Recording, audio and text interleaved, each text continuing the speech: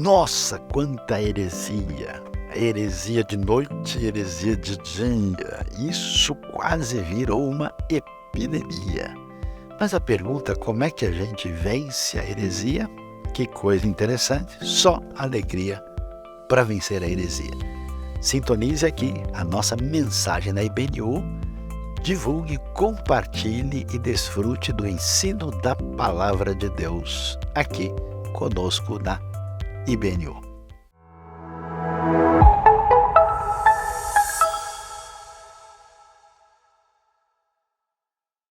Graças a Deus pelo novo dia e pela bênção da parte do Criador e Senhor sobre a nossa vida.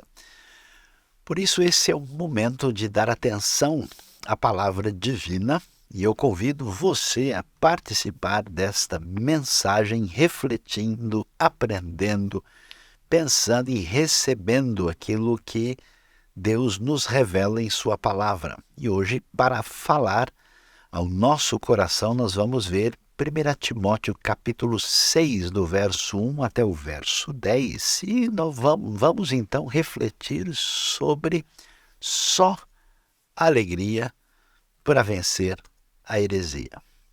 Então, eu convido você a acompanhar a leitura dessa carta do apóstolo Paulo, que chama a nossa atenção quando diz o seguinte: todos os que estão sob jugo da escravidão devem considerar seus senhores como dignos de todo o respeito, para que o nome de Deus e o nosso ensino não sejam blasfemados.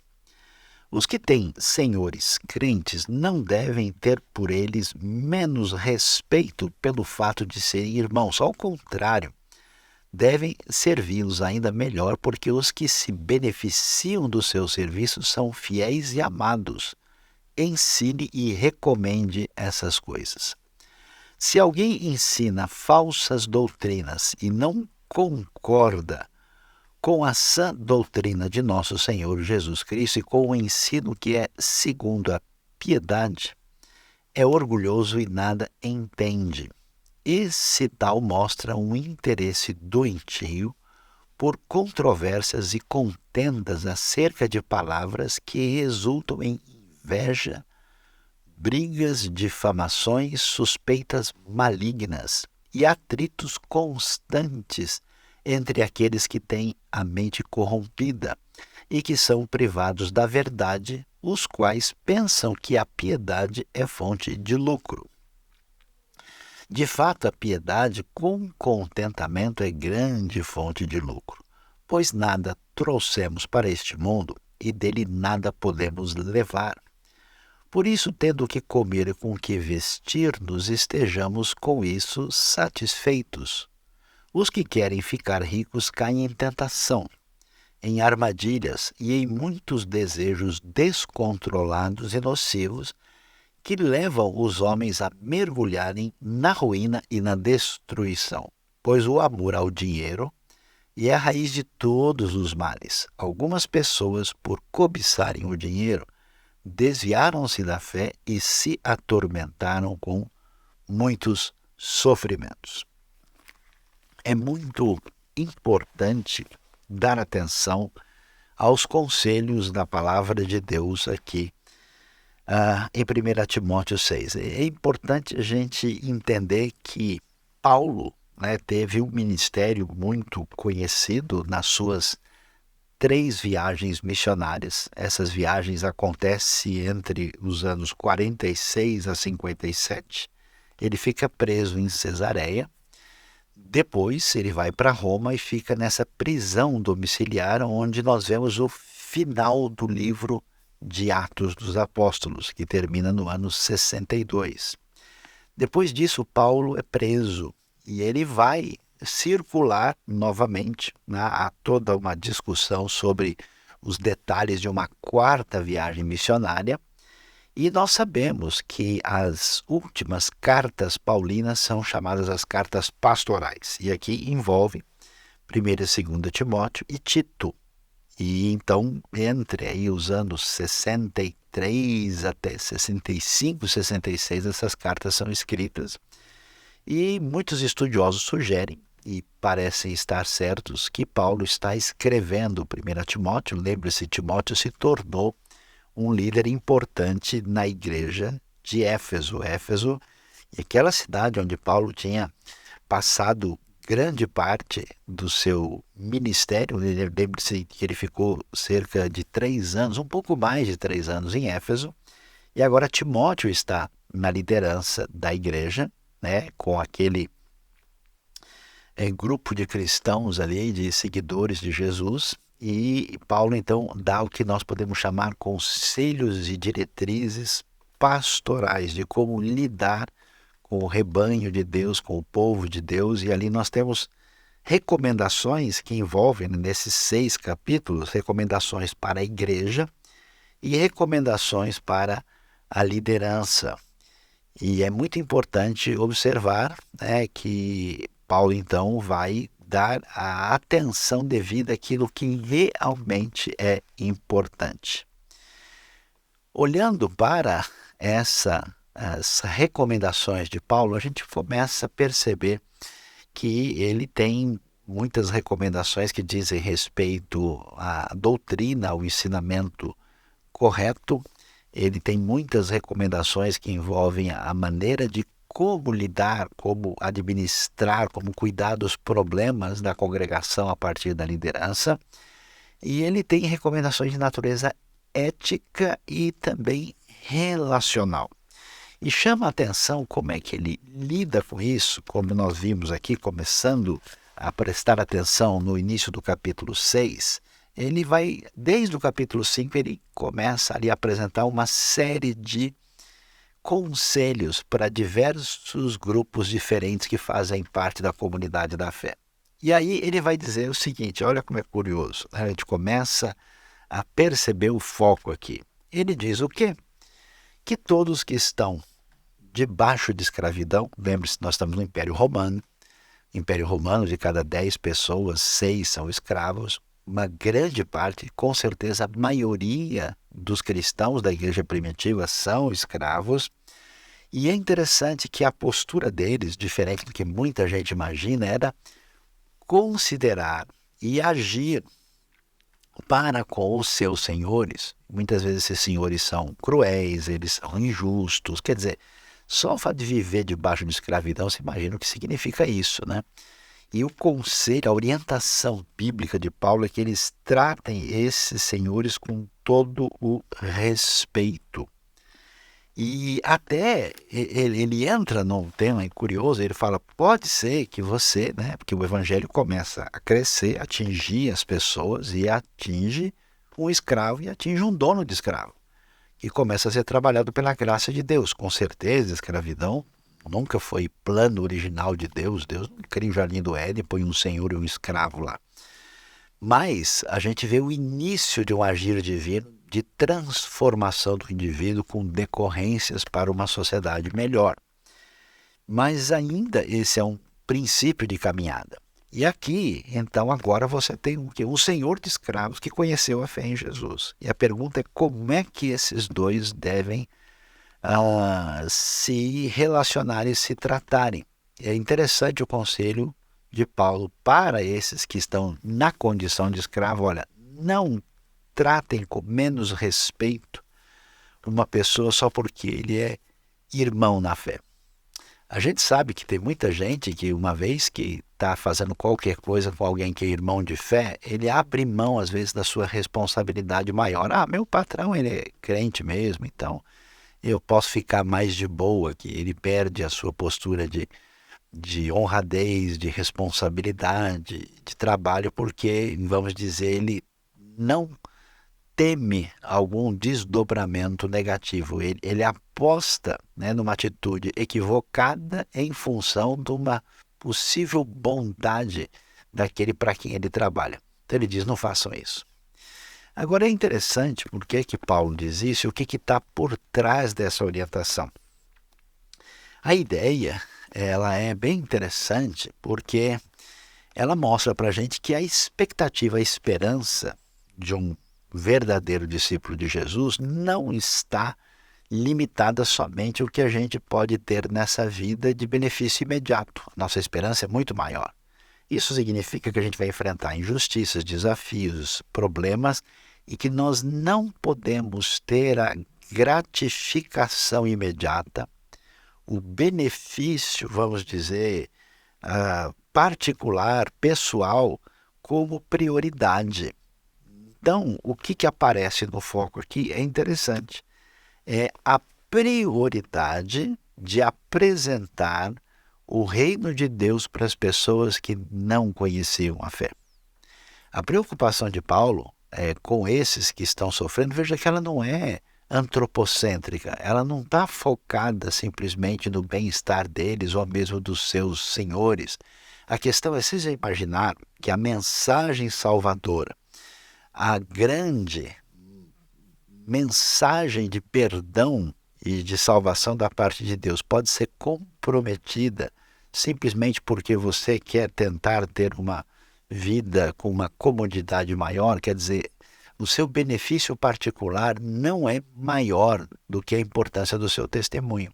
Então, diante disso, ele diz, olha, para que o nome de Deus não seja blasfemado, não seja caluniado, porque você imagina, você como seguidor de Jesus, começa a falar da fé, começa a compartilhar o evangelho e aí, de repente, a sua atitude egoísta, alguém olha para você e fala, mas puxa, esse indivíduo não está esperando do evangelho coisa nenhuma, ele simplesmente é tão egoísta, está na mesma situação que eu.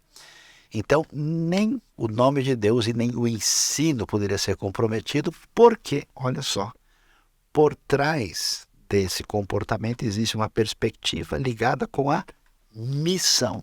O testemunho do cristão tem foco na missão, de fazer com que nós sejamos, de fato, como Pedro diz, cartas vivas.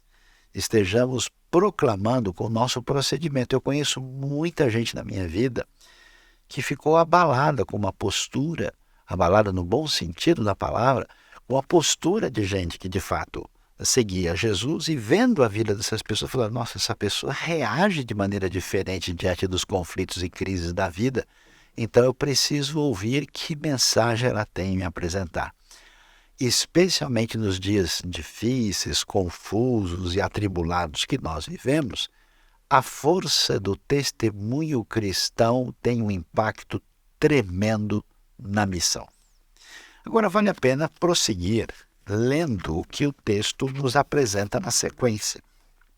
Depois de dizer isso e pedir para que Timóteo ensine e recomende essas coisas, ele entra num tema que tem relevância e continua a sua série de advertências e orientações. E aí ele vai falar o quê? Olha que coisa interessante. Se alguém que está na condição de escravidão pode se deixar levar pelo seu benefício pessoal e tirar, assim, do radar de prioridade o evangelho, isso pode acontecer, atenção, com alguém que está tentando ensinar a Bíblia. Que coisa! Se alguém ensina falsas doutrinas e não concorda com a sã doutrina de nosso Senhor Jesus Cristo e com o ensino que é segundo a piedade, é orgulhoso e nada entende.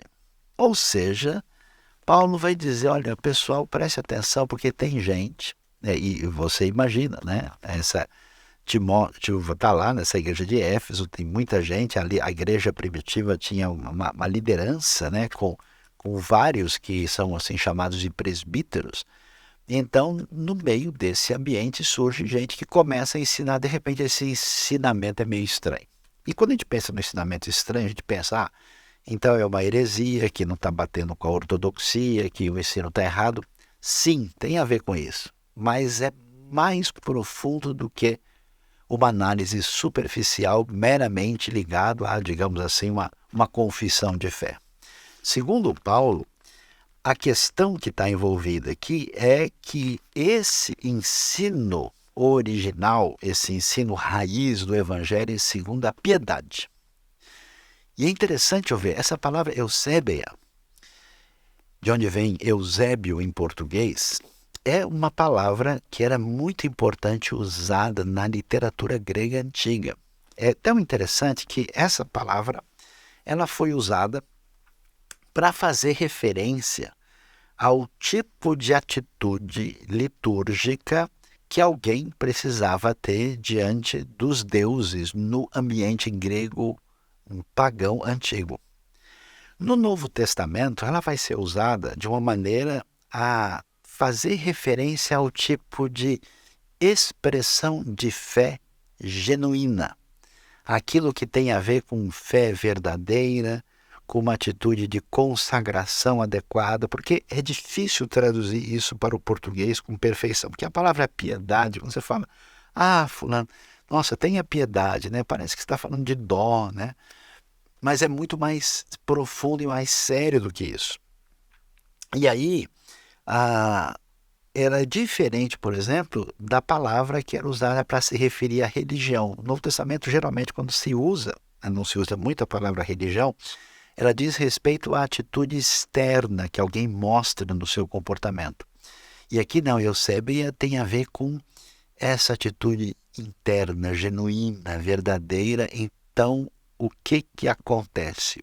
Por trás da referência do ensino, por trás dessa questão que envolve a discussão de verdade divina contra a heresia, tem algo a ver com a consagração, com a genuinidade do relacionamento com Deus. E é interessante, né, como é que isso se desenvolve. Aí ele vai mostrar qual é a característica de quem está fora desse tipo de vida ligada a Deus, que é, segundo a chamada piedade, a vida consagrada. O texto vai dizer que essa pessoa, olha que coisa interessante, não fala, olha, ele está negando isso, ele não acredita naquilo, não, ele mostra o interesse doentio, olha que palavra forte, por controvérsias e contendas acerca de palavras, que resultam em inveja, brigas, difamações, suspeitas malignas e atritos constantes entre aqueles que têm a mente corrompida e que são privados da verdade. Essa questão é tão séria que a gente até olhando no capítulo 1, a gente vê esse tipo de advertência, por exemplo, no verso 3, quando fala de gente que ensinava doutrinas falsas e que se deixavam levar, dar atenção a mitos e genealogias intermináveis que causam controvérsias em vez de promoverem a obra de Deus, que é pela fé.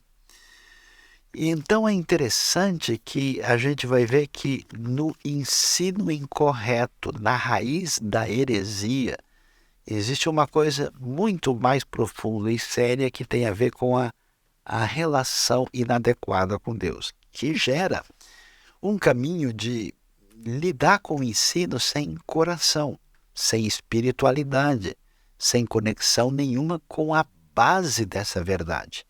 E esse comportamento gera o quê?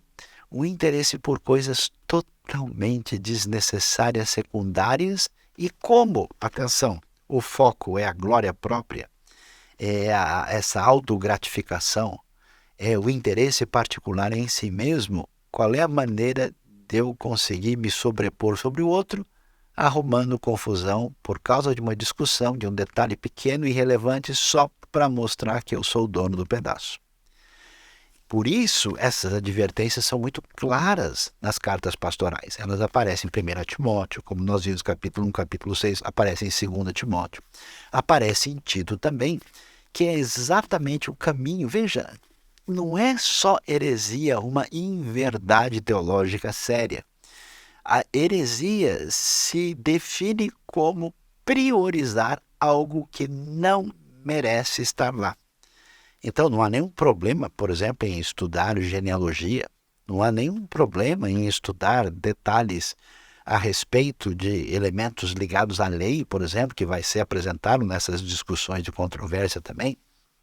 Mas o problema é quando a mensagem do Evangelho, a glória de Deus, o compromisso com a expansão do reino, o amar a Deus e ao próximo e a obediência à vontade divina fica em segundo plano e as pessoas passam a dar atenção a esses elementos como se eles realmente tivessem o valor. Então é uma heresia muito mais sutil, muito mais disfarçada e muito mais problemática, porque assim parece que a pessoa é séria. Afinal, a pessoa está lendo a Bíblia, afinal, a pessoa está preocupada com a fé. Afinal de contas, a pessoa está falando em Deus, mas ela não se incomoda de entrar numa relação de ruptura com os outros, porque olha como o texto bíblico tem coerência. Porque o que move essa pessoa é uma atitude autocentrada, de autogratificação, que é a mesma coisa que pode ser um perigo para um escravo que se revolta e não se preocupa mais com o bom testemunho da fé. Por isso, o que o texto vai nos dizer? Que essas pessoas, atenção, aí o negócio é sério, a gente tem que pensar com clareza, essas pessoas pensam que a piedade é fonte de lucro. Ou seja, o sinal do caminho do desvirtuamento da fé surge quando de fato a pessoa acaba perdendo o centro do que realmente importa. Quer dizer, no fundo, essa pessoa não acredita mais na verdade. Ela não tem nenhuma conexão real com o Evangelho. E quando você não tem essa conexão com o Evangelho, quando você não tem de fato essa fé que surge no coração e produz eusébia, que é exatamente essa vida consagrada de relacionamento diferente com Deus, o que acontece? Você vai procurar um elemento que de fato dê segurança para o seu coração. E na negação de Deus, o que surge é o bem-estar de si mesmo, que na nossa sociedade, desde os tempos antigos, é marcado pela questão do lucro pessoal. Por isso, os chamados hereges na Bíblia sempre foram pessoas que tentaram lucrar com a fé. Porque essas pessoas não são conduzidas por valores, não são conduzidas pela a referência do que significa o reino de Deus. Eles não estão sendo motivados por causa da vida eterna, por causa da glória de Deus, por causa da graça, por causa do amor de Cristo. E eles, não tendo essas referências, eles falam: peraí, já que eu estou despendendo tanta energia, o que é que eu ganho com isso? Essa era a tentação do escravo, dizendo: o que eu posso tirar de vantagem aqui nessa situação difícil que eu estou vivendo? Essa é a desvantagem desses mestres que dizem: escuta, como é que eu faço prevalecer o que me interessa? Eu preciso arrumar uma confusão. Não é interessante que a nossa sociedade hoje se tornou uma sociedade do escândalo, a sociedade do holofote problemático, quando a gente percebe que se entrarmos em discórdia, em briga, em confusão, em atrito, se formos discutir coisas totalmente assim, vamos dizer, bizarras, inadequadas, então isso vai gerar, toda uma multiplicação de interesse que no fim das contas não leva a nada. Essa atitude é reprovável. Vale a pena até, eu estou aqui com a Bíblia, a mensagem, uma versão que fala de uma maneira bem nítida a respeito desse assunto, que vale a pena prestar atenção. A mensagem diz assim: quem for escravo deve fazer o melhor, respeitando o seu senhor, para que os de fora não falem contra Deus e contra o nosso ensino por causa do seu comportamento. Escravos que trabalham para senhores cristãos façam ainda mais. Os senhores deles são também seus irmãos amados. Esses são os assuntos que eu quero que você ensine e pregue. Se algum líder começar a ensinar outra coisa, rejeitando as palavras sólidas do Senhor Jesus e a nossa instrução piedosa, diga o que eles são. São rios poluídos de ignorância que contaminam tudo com inveja, controvérsia, maledicência e fofoca. De vez em quando há uma epidemia de traição e a verdade passa a ser apenas uma lembrança remota. Eles pensam que a religião é o meio de conseguir lucro rápido. Que advertência impressionante, que ensino valioso para entender o que Deus deseja para a nossa vida. Prosseguindo, nós vamos ver Paulo continuando o seu ensino aqui em 1 Timóteo 6. E a pergunta é, então quer dizer, se eu estou pensando em alguma coisa de benefício pessoal, se eu estou pensando em algo favorável para mim, isso necessariamente está errado? Afinal de contas, a gente deve até perguntar por que as pessoas se deixam encantar, por exemplo, com a questão do lucro ou do dinheiro ou coisa parecida. Com certeza, a ideia que leva alguém a se dedicar a isso traz na raiz um conceito de que a pessoa imagina que ela vai estar, vamos dizer, satisfeita, ela vai estar protegida, ela vai estar segura, ela vai estar assim suficientemente abastecida no seu sentido psicológico, existencial, pessoal, e como se diz, né, as pessoas vão estar aí numa situação mais feliz. Eu acho interessante quantas propagandas, quantas divulgações de uma série de situações que tem aquele perfil, né, daquele sorriso plastificado, daquela divulgação de um determinado produto que sugere para você que a partir de agora, por causa disso, você vai estar mais feliz e alcançando o que você deseja, né? Eu nunca me esqueço da ideia que, por exemplo, tem muito a ver com a proposta Disney de ser, né? Nós queremos fazer as pessoas felizes. We want to make people happy. E isso é a linguagem comum. Mas a pergunta é, será que chega lá mesmo? Será que alcança? É interessante. A raiz da questão aparece aqui e vale a pena voltar a ver o que é que a Bíblia nos ensina. O texto vai dizer em 1 Timóteo 6, de fato, olha que coisa interessante, a piedade, essa eusébia, essa atitude consagrada, essa genuinidade relacional com Deus, com contentamento é grande fonte de lucro.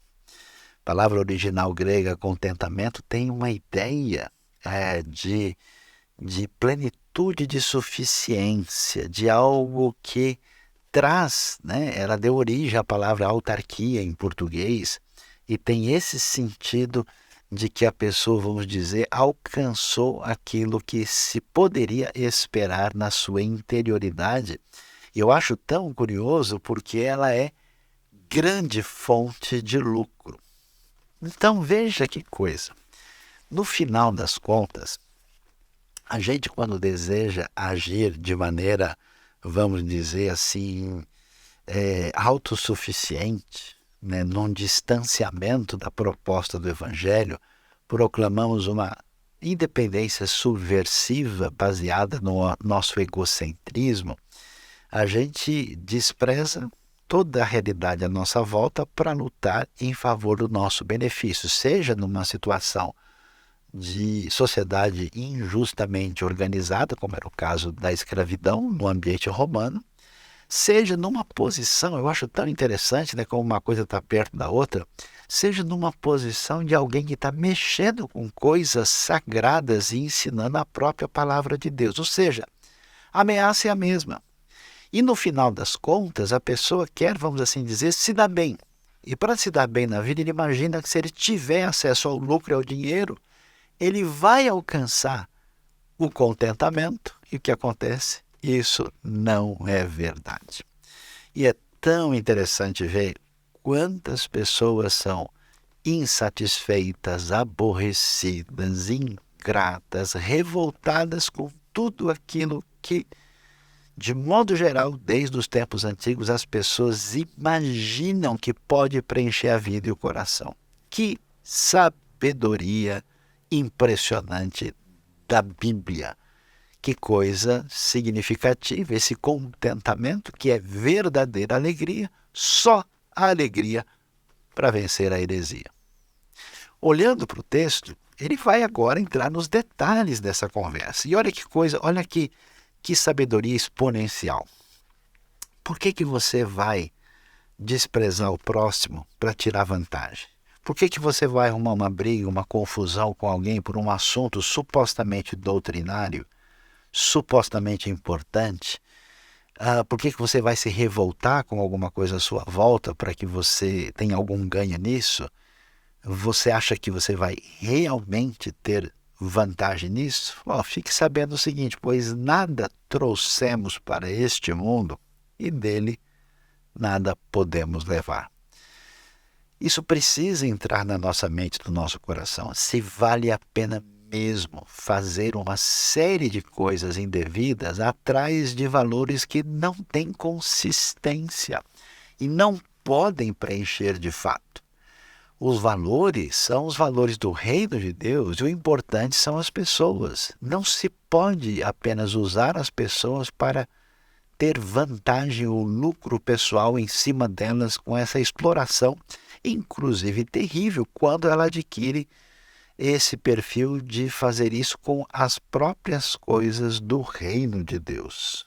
Por isso, o que acontece? O teste de que se a gente está bem chama atenção. Veja lá o que diz o texto no verso 8. Por isso, tendo o que comer e com o que nos vestir, estejamos com isso satisfeitos ou estejamos com isso contentes.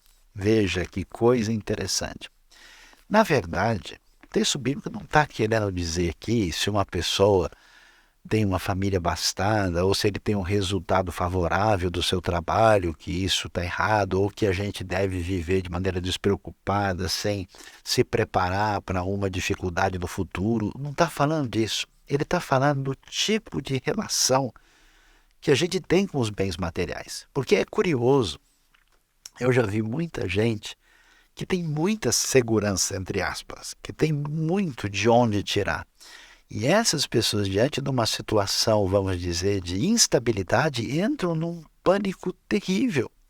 E vi pessoas que vivem, vamos dizer, aí quase que só com o que podem no dia a dia e que manifestam muito mais tranquilidade, bem-estar e, digamos assim, cabeça no lugar e coração equilibrado diante dos desafios da vida. A questão não é o dinheiro, mas como é que nós lidamos com os bens que parecem nos prometer mais do que podem fazer. Então, o problema é o nosso grau de satisfação. E é tão bonito o negócio. Você comeu hoje? Você tem roupa? Meu amigo, isso deveria deixar você grato diante de Deus. Você deveria estar tranquilo. Se você precisa, né? Porque você sabe que a gente, no fim, é um saco sem fundo, né? Você precisa de tais e tais coisas para que você, de fato, se sinta feliz. Você precisa trabalhar mais essa piedade, essa eusébia, essa relação com Deus que, de fato, preenche a despeito das circunstâncias. E o texto é muito forte e ele prossegue argumentando como esse caminho não leva a lugar nenhum. E no texto nós vamos aprender, quando Paulo vai falar desse problema de desequilíbrio, vamos dizer, teológico, desequilíbrio herético, no final das contas você tem uma raiz que tem a ver com a espiritualidade defeituosa que faz com que todo o ensino fique comprometido por causa dos caminhos obscuros do coração que desejam apenas a glória própria e a satisfação indevida daquilo que pode estar diante de nós. E olha o que ele diz, os que querem ficar ricos, não porque querem ficar ricos para poder abençoar muita gente, mas aqueles que depositam a sua esperança nisso, caem em tentação. Claro, porque eles perdem a noção. Eles entram em negócios malucos, acreditam em promessas totalmente sem sentido, eles tomam riscos indevidos. É aquela lógica do jogo, o cara aposta a casa dele. O sujeito aposta o que ele não tem, ele assume uma dívida perigosa com uma espécie de promessa que ele põe na cabeça que nunca vai acontecer. Infelizmente, já vi casos de pessoas que destruíram a sua vida em função dessa atitude. Caem em armadilhas e em muitos desejos, atenção, descontrolados e nocivos que levam os homens a mergulharem na ruína e na destruição. E Paulo vai terminar o verso 10 dizendo: pois o amor ao dinheiro é a raiz de todos os males. Entendeu bem? Não há nenhum problema com o dinheiro. Não há nenhum problema com os bens. Aliás, do Senhor é a terra, a sua plenitude, o mundo, os que nele habitam. Não existe uma ideia na Bíblia de que se você está ligado ao mundo físico, isso é uma coisa inferior, porque você tem que ser uma criatura espiritual que não pensa nas coisas concretas. Imagina, Deus que criou tudo isso, todo esse universo é lindo, a natureza é magnífica, Deus fala da redenção de tudo, não tem essa coisa de que o espírito é bom e o corpo é ruim, isso não faz parte da proposta bíblica. Mas a questão é outra. Na verdade, o amor ao dinheiro não é um amor às coisas materiais, é um amor egocêntrico de si mesmo, que se coloca no lugar de Deus, deixa de amar Deus, deixa de amar o próximo, manipula a verdade, entra em conflito com o próximo, com interesses, no final das contas, equivalentes a uma caminhada idólatra na vida. Por isso, algumas pessoas, por cobiçarem o dinheiro, por sentir essa inclinação, vamos dizer, invencível, maior do que eles, desviaram-se da fé. Aí você vê o que é a heresia, o desviar-se da fé, e atormentaram-se a si mesmo com muitos sofrimentos. E, de fato, a questão é essa, preste atenção nisso. Algumas pessoas, quando começam a perceber que a sua caminhada com o Evangelho não é definida pelos valores do reino, pela proposta de Jesus, e percebem que vão ter algum tipo de sofrimento na vida, vão ter que abrir mão de si mesmo em função do próximo, que essa caminhada da fé envolve um compromisso de tomar a cruz, ou seja, de ir até mesmo em termos de morte de cruz, essa pessoa pega o caminho de Judas Iscariotes e diz: olha, esse negócio não tem futuro. E aí sim ela negocia a doutrina, porque ela vai ganhar mais fazendo outra coisa.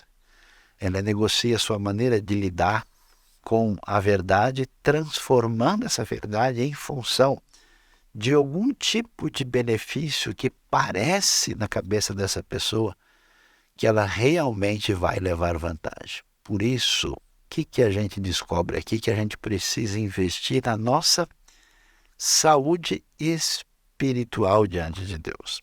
E que essa saúde tem a ver com esse segredo dessa palavra eusebia, que é exatamente essa piedade, ou melhor, essa consagração, essa relação com Deus que descansa o coração, nos dando verdadeira alegria, que é a verdadeira vacina contra a heresia. Muitas vezes, quando as pessoas falam de teologia, de doutrina, e analisam superficialmente, e às vezes até entram nesse empate perigoso que corre o risco de exatamente passar por cima da palavra inspirada de 1 Timóteo capítulo 6, a pessoa não está percebendo onde é que está de fato o problema.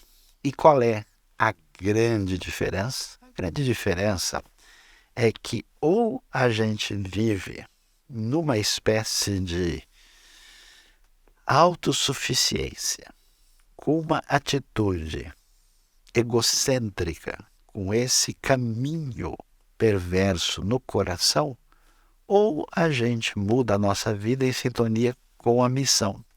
Por isso a preocupação de Paulo aqui é a seguinte: olha, meus queridos, vocês que estão na condição de escravidão, se vocês falharem na atitude de vocês, os que estão lá fora vão olhar e ver, olha, não tem nenhuma diferença entre essas pessoas e nós. A esperança deles não diz muito. E a gente não tem o que falar a respeito do que eles estão nos apresentando.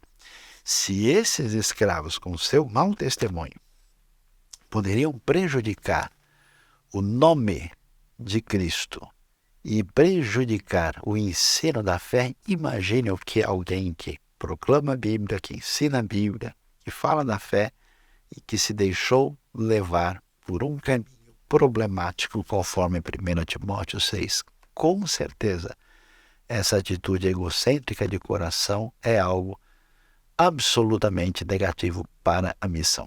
Vamos dar uma olhada para a gente caminhar para o nosso desfecho para ver como é que a mensagem apresenta isso para que fique bem claro para todos nós. O texto vai dizer o seguinte: uma vida consagrada traz lucro, mas esse lucro, olha só, é a rica simplicidade de ser você mesmo na presença de Deus. Ou seja, não precisa mais de nada, né? Você está feliz com isso. A felicidade com a coisa simples é o sinal de que a gratidão habita o nosso coração diante de Deus.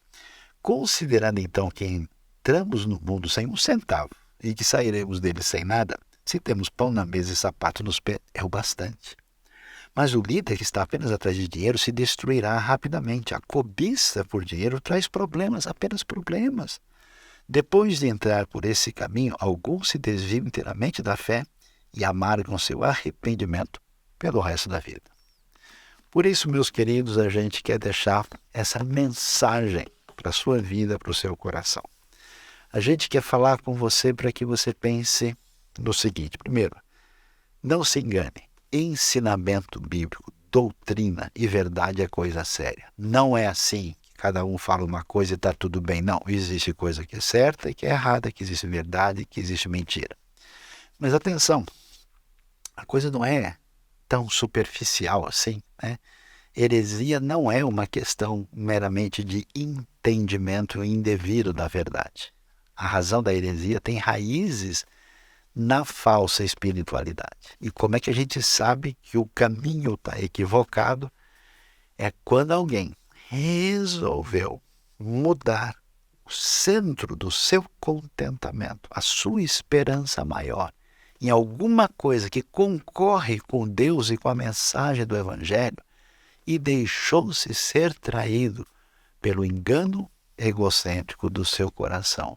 Mas se uma pessoa está satisfeita com aquilo que realmente importa e preenche, se essa pessoa está centrada no ensino de Cristo, a atitude do seu coração sempre vai ser, em primeiro lugar, o reino de Deus, em primeiro lugar, a mensagem do Evangelho, e em primeiro lugar, no coração, sempre estará a perspectiva da missão.